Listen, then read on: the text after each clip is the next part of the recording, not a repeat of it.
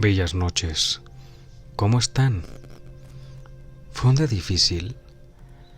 ¿Fue un día pesado en el trabajo? No te preocupes. La noche llegó y Audioeros te va a acompañar. Tranquilízate, relájate y simplemente déjate llevar. Comenzaremos con la diferencia entre la literatura erótica y el porno para disfrutar de tu sexualidad. Según cultura colectiva, cuando 50 sombras de Grey inundó el mercado conquistando a miles de personas, especialmente mujeres, así como haciéndose de diversas censuras y prohibiciones en librerías a lo largo de Estados Unidos, rápidamente surgió una cuestión trascendental. ¿Qué diferencia había entre aquellos que veían pornografía por internet y quienes la leían en su sala, trenes o lugares públicos? ¿Por qué la primera era socialmente rechazada y la segunda era considerada perfectamente normal si ambos son pornografía? La literatura erótica ha sido sujeta a ese tipo de cuestionamientos desde mucho antes que la historia de Grey o cualquier otra novela con tintes eróticos que se haya convertido en un bestseller, y esto sin juzgar su calidad narrativa. La definición de la literatura erótica ha sido una categoría difícil, que a momentos resulta subjetiva. Asimismo, la propia literatura pornográfica no ha tenido cabida dentro del canon y ha sido, a su vez, englobada en el erotismo. Un ejemplo simple de ello es el Kama Sutra, que a la fecha en bibliotecas y librerías se encuentra bajo literatura erótica. Sin embargo, es totalmente necesario hacer una distinción entre estos dos géneros, así como de la pornografía en formato de video o fotográfico. La diferencia podría estribar en distintas cuestiones: el uso del lenguaje, el tipo de descripciones, la apelación al sentido estético y, por supuesto, otras obras clásicas.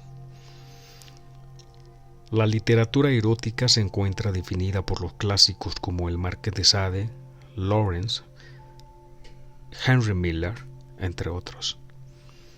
Sin embargo, incluso entre algunos de los autores más prominentes existen diferencias, pues difícilmente podría argumentarse que el Marqués de Sade es sutil en su lenguaje y sus descripciones.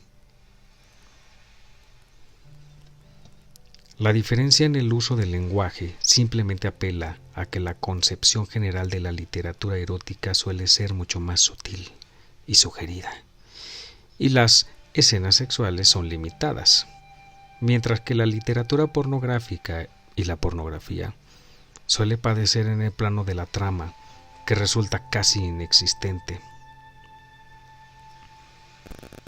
En suma, la literatura pornográfica es considerablemente explícita y tales escenas son abundantes a lo largo de los textos.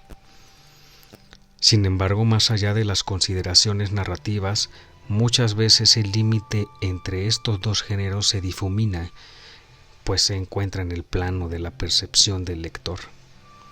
El argumento común para defender la literatura erótica es que apela a un sentido estético que a veces la pornografía carece. No obstante, se trata de una generalización que no se sostiene cuando se explora la diversidad de la creación estrictamente pornográfica, en la que a veces privan consideraciones meramente estéticas como encuadres, iluminación y todo lo que sea considerado bello, relegando a un segundo plano su objetivo último: la excitación del espectador. En sentido estricto, la categoría de erótico funciona como lo hace la belleza. Está en los ojos del que la mira.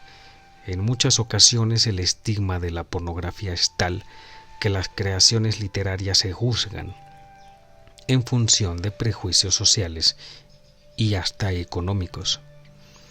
Por ejemplo, libros como El Vaquero o El Semanal pueden apelar al sentido estético a través de sus dibujos. Suelen tener tramas extensas, desarrollo de personajes y, por supuesto, situaciones de índole sexual. No obstante, son relegados al campo de la pornografía y por lo tanto despreciados. En el otro extremo, un libro de fotografía de desnudo puede ser considerado únicamente como un objeto erótico y hasta artístico, por factores tan obvios que alcanzan lo ridículo. Su precio es más alto y se encuentra empastado con una tapa dura. Este fenómeno puede trasladarse a cualquier ejemplo de la literatura erótica. El proceso de canonización y adquisición de prestigio de la industria editorial hace que un texto como 50 sombras de Grey, que comenzó como un fanfic en internet, o cualquier ejemplar del Marqués, no sea considerado pornografía. Por otro lado, la academia, la crítica literaria, también aporta una distinción entre ambos géneros. Los libros clásicos que han sido sujetos de sendos estudios suelen ser menos estigmatizados que la literatura de consumo o basura. Y el prestigio va en función de quiénes y cómo realizan la crítica. De cierta forma, estos procesos nos regresan al punto inicial en el que, a pesar de que existen categorías de análisis rígidas para la literatura, el contexto social impera, en especial cuando se trata de un tema que es tan en contacto con nuestras pasiones, el deseo y la carnalidad.